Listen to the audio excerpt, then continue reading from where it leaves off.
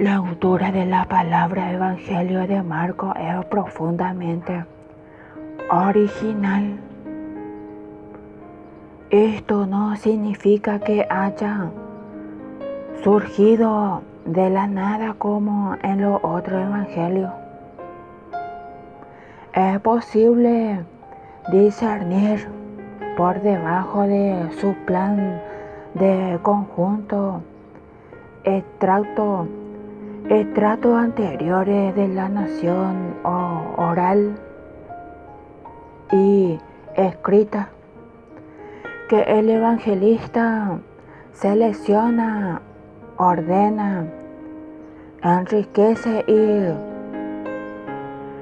reinterpreta con una libertad difícilmente apreciable en todo su detalle. Marcos distingue en la actividad de Jesús dos etapas bien características, separadas una de la otra por un acontecimiento capital. Efesios 8, 27 y 30. Así su evangelio se presenta como una especie de apocalipsis que adopta el doble esquema ocultamiento, revelación. Al comienzo de su actividad pública, Jesús se presenta ante su antemporáneo en los poblados de la Galilea, sobre todo en Cafarnaúm, donde hace milagros, practica exorcismo y predica en parábola 1, 14, 8 y 30. Ya en 1, 21 y 45 Marcos reúne materiales que hablan paralelamente de los milagros de Jesús y de su enseñanza con autoridad. En esta primera etapa Jesús impone silencio de distintas formas. Ante todo, prohíbe los demonios anunciar claramente su mesianidad y su filiación divina. 1, 34, 3 y 12. Su discípulo lo recibe de él. Prohibiciones análogas 8 y 30 o 9 y 9. No hay 9. Y a lo que ha sido sanado le manda que no hable de los milagros que se ha obrado en ellos. 1, 44, 5, 43, 7 y 36, Efesios 8 y 26. Este es el periodo de llamado secreto mesiánico. En Marcos 1, 24, verso 25, un espíritu impuro proclama a Jesús el Santo de Dios, pero él le ordena severamente: cállate y sal de este hombre. Esta consigna de aguardar silencio junto con el exorcismo que la acompaña y con la pregunta que poco antes le habría hecho el demonio: ¿ha venido para acabar con nosotros?, revela un aspecto decisivo de la misión de Jesús. Él vino a instaurar el reino de Dios y, como consecuencia necesaria, a destruir el imperio de mal en toda su forma. Sin embargo, una revelación demasiado prematura de su identidad podía inducir a error, porque no basta con apelar a los títulos de Jesús Mesías, Hijo de Dios, para comprender su verdadero significado. De hecho, esos títulos fueron malinterpretados antes de la crucifixión. Efesios 8:31, verso 33, 15:31, verso 32. Y solo al pie de la cruz ha sido posible confesar a Jesús como Dios, como Hijo de Dios. 15, verso 39.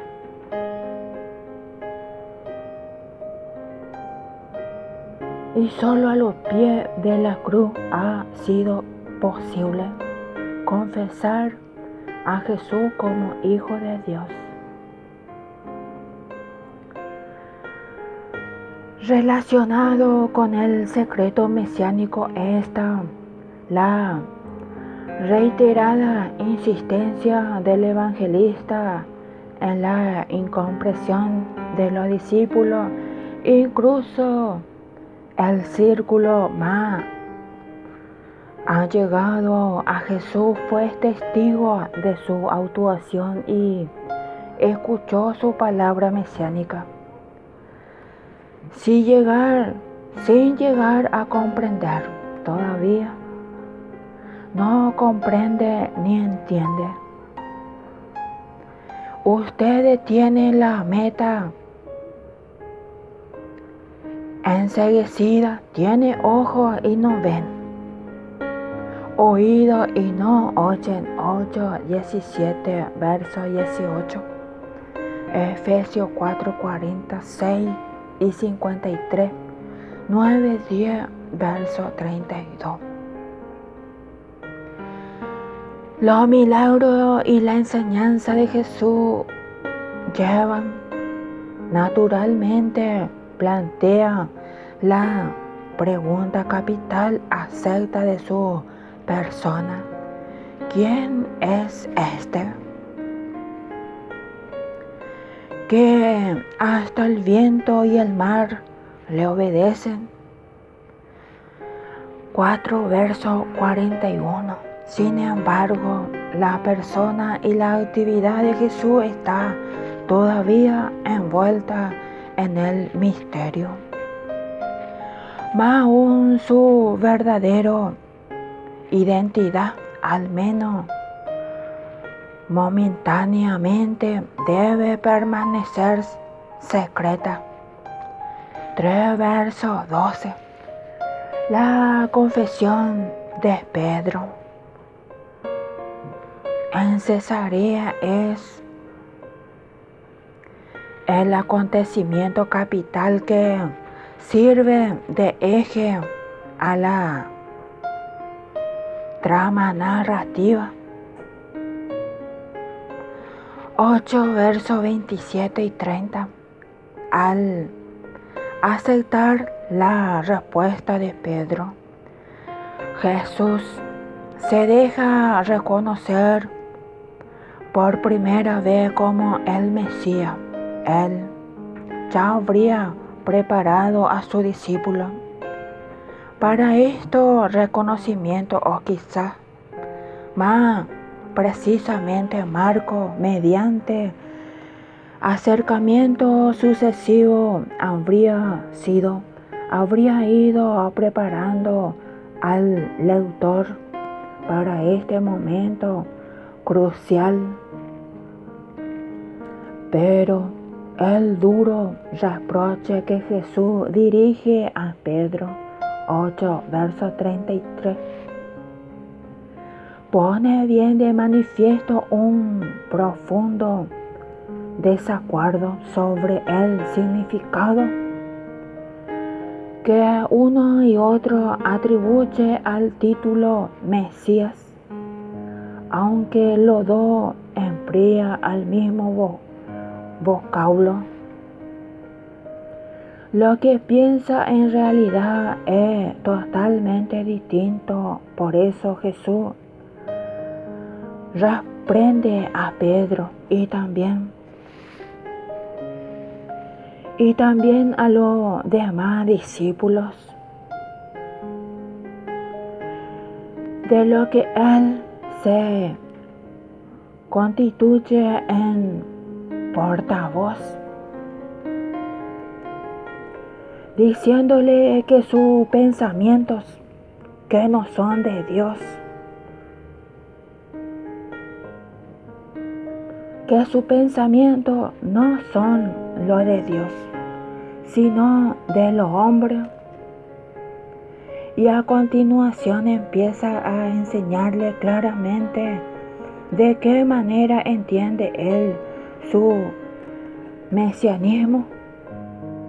Y comenzó a enseñarle que el Hijo del Hombre debía sufrir mucho y ser rechazado por los ancianos, los sumos sacerdotes y los escribas, que debía ser condenado a muerte y resucitar después de 3 días. 8, verso 31.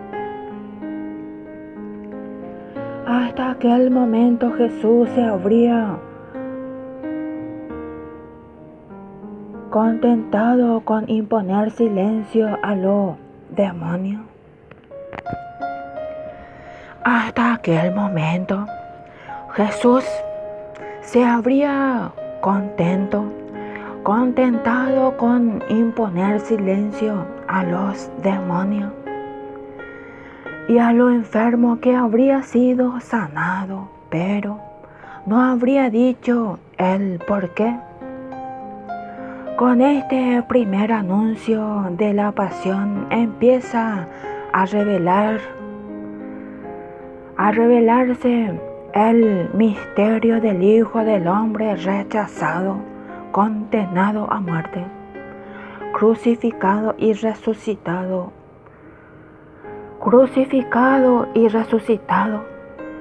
Marco, que habría preparado esta tensión psicológica, siente ahora la necesidad de explicar qué significado tiene para Jesús el título de Mesías. Su explicación es precisamente el contenido del secreto, la necesidad del sufrimiento mesiánico. Por lo tanto, no se podría insistir bastante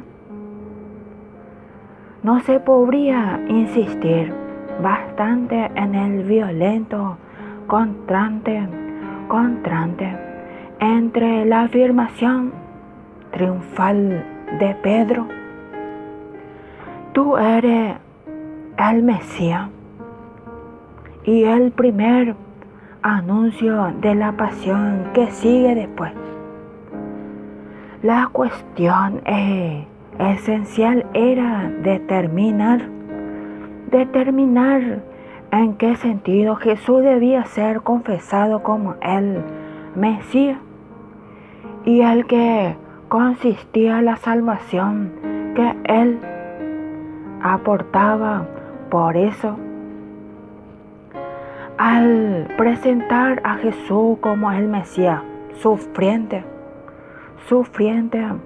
Marco corregía la idea triunfalista que muchos cristianos podrían hacerse de él cuando invocaba la memoria de su milagro y exorcismo. Una idea que sin duda se encontraba más o menos difusa en su propia comunidad, en su grupo. Con lo sugiere la creación de Pedro al escuchar por primera vez el anuncio de la pasión y el severo reproche que recibe de parte de Jesús. Es natural entonces que los miembros de la comunidad a la que el evangelista comunicaba esa enseñanza hayan sido presentados como los espectadores y los beneficiarios de una revelación que lo de fuera no alcanzaba a comprender. 4 verso 11. Al mismo tiempo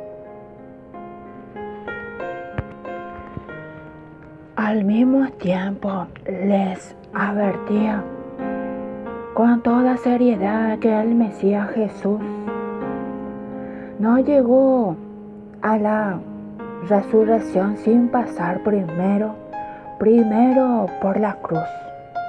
Más aún, el secreto mesiánico servía para expresar la irrevocable y libre decisión de Jesús de aceptar los sufrimientos de su pasión, porque esa era la voluntad de Dios. 14:35 verso 36. Tal era el pensamiento de Dios. 8:33. Y Jesús se mantuvo fiel a él hasta final. 10:45. A pesar de las múltiples objeciones que se ha propuesto, resulta difícil negar que el secreto mesiánico es un procedimiento literario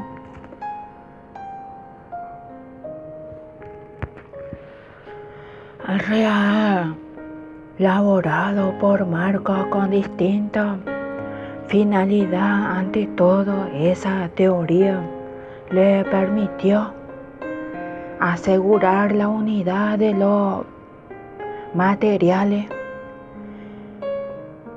heterogéneos reunidos en su evangelio. La mención de acuerdo entre fariseos e herodianos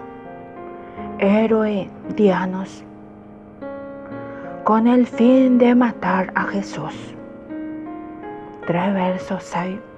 Como asimismo lo reiterado anunció de la pasión. 8, 31, 10 y 32, 34, 38 y 39. Le sirvieron además para unir los relatos de milagro y exorcismo con el relato de la pasión que Marcos recogió de la tradición de la comunidad cristiana. Aquí se requiere prestar atención a las frases que encuentra el primer anuncio de la pasión, ya que difieren de la usada habitualmente para introducir y concluir la palabra de Jesús.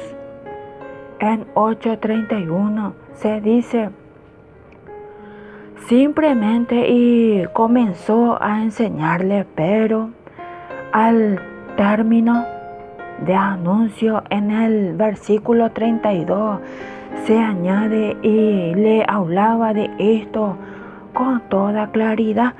Por lo tanto, Jesús no emplea un lenguaje metafórico deja de hablar en parábola y su enseñanza se comunica en el lenguaje claro y directo que sugiere el término griego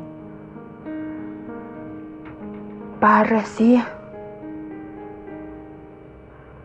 Tampoco se hace referencia al poder con que Jesús transmitía su enseñanza, sino que toda la atención se concentra en el contenido a su palabra. Es necesario que el Hijo del Hombre sufra y sea condenado a muerte, es decir, en el momento mismo en que induce a su discípulo a confesar su dignidad de Mesías, Jesús empieza a corregir la idea de ellos tenía de su condición mesiánica y lo instruye sobre el verdadero sentido de su misión.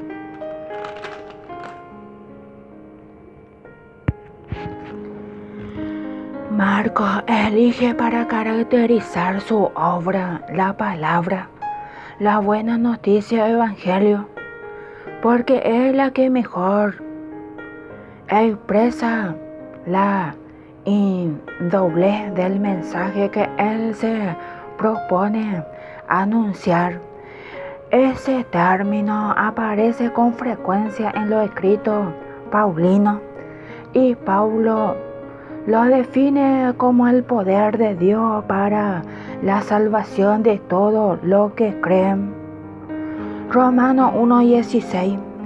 Es decir, el Evangelio no es una palabra vacía, sino la buena noticia que anuncia y realiza la salvación en la persona que la recibe con fe. Marcos coincide básicamente con esta concepción, pero amplía el carisma de la muerte y la resurrección característico de Pablo. Corintios 15, 1 y 8, y lo extiende a la actividad de Jesús durante su vida terrena, concentrándose de un modo especial en la etapa que padecía eminentemente a su pasión y muerte, comienzo del Evangelio, a diferencia de Mateo y de Lucas.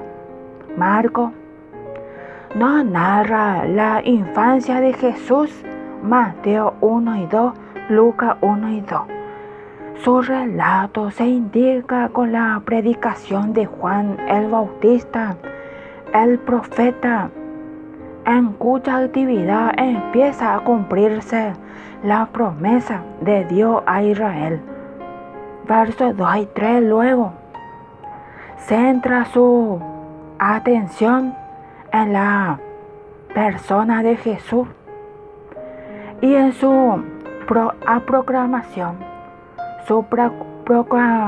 proclamación del Evangelio de Dios con obra y palabra, y después su resurrección. Esta buena noticia y la salvación deberá ser proclamada a todas las naciones. Mesías e Hijo de Dios son dos títulos que expresan quién es Jesús realmente. Esta misteriosa identidad se irá descubriendo progresivamente a la luz de su obra y palabra. A medida que avanza el relato evangelio. La cita atribuida al profeta Isaías combina en realidad varios pasajes de la Escritura conforme a la versión griega de los 70. Malaquías 3:1, Isaías 40 y verso 3. Esta combinación se apoya en la palabra camino, que es común a los tres textos del Ate. Introduce una alusión al nuevo éxodo como auto divino de liberación llevado a cabo por Jesús a la luz. Esta cita queda claro que Juan el Bautista es el precursor del Mesías, esperado por el pueblo de Israel. Por este motivo puede ser identificado con Elías. Malaquías 3, verso 23. ¿Cómo lo hará luego el mismo Jesús? 9, 12 y 13 acerca del cumplimiento de la Escritura en la vida de Jesús. También 14, 21 y 49 Efesios. Juan es el profeta que hace oír su voz para anunciar que algo decisivo está a punto de acontecer en la historia. Su invitación a preparar un camino para el Señor coincide con el mensaje profético de Isaías 40, verso 3. Pero ahora la circunstancia han cambiado. El profeta antiguo se dirigía a lo desterrado en Babilonia, y en cambio al que se refiere era el que se recorrerá, llegar desde la orilla del Tigris y de Éufrates a través del desierto hasta la tierra prometida para el Bautista. En cambio, el camino está en lo más íntimo de cada uno. Prepara el camino del Señor equivale a reconocerse pecador, cambiar de vida y hacerse bautizar para obtener de Dios el perdón de los pecados. El bautismo de Juan era un signo preparatorio de la época futura después. Después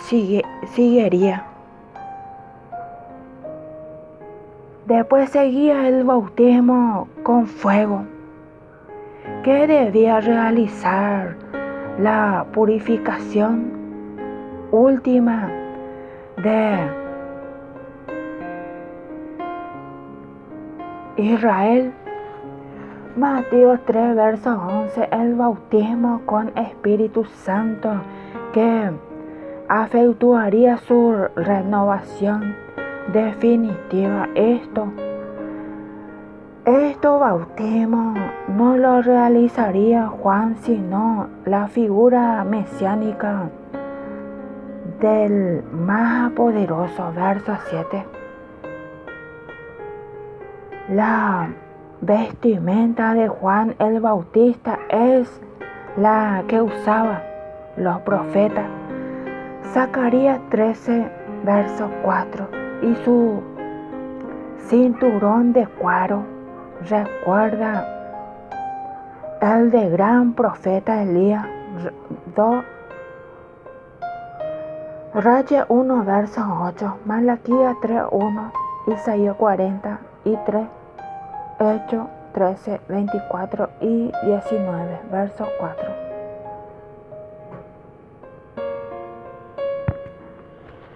La predicación del Juan el Bautista, comienzo de la buena noticia de Jesús, Mesías, Hijo de Dios, como está escrito en el libro del profeta Isaías. Mira, yo envío a mi mensajero delante de ti para prepararte el camino. Una voz grita en el desierto: prepare el camino del Señor, allane sus senderos. Así se presentó Juan el Bautista en el desierto, proclamando un bautismo de conversión para el perdón de los pecados. Toda la gente de Judea y todos los habitantes de Jerusalén acudía a él y se hacía bautizar en la agua de Jordán, confesando su pecado. Juan estaba vestido con una piel de camello y un cinturón de cuero, y se alimentaba con langosta y miel silvestre, y predicaba diciendo: detrás de mí vendrá el que es más poderoso que yo, y yo ni siquiera soy digno de ponerme a su pie para desatar la correa de sus sandalias. Yo lo he bautizado a ustedes con agua, pero Él lo bautizará con el Espíritu Santo. El bautismo de Jesús. En aquellos días Jesús llegó desde Nazaret de Galilea y fue bautizado por Juan en el Jordán, y al salir de agua vio que los cielos se abrían y que el Espíritu Santo descendía sobre él como una paloma, y una voz desde el cielo dijo: tú eres mi Hijo muy querido, en ti tengo puesta toda mi predilección.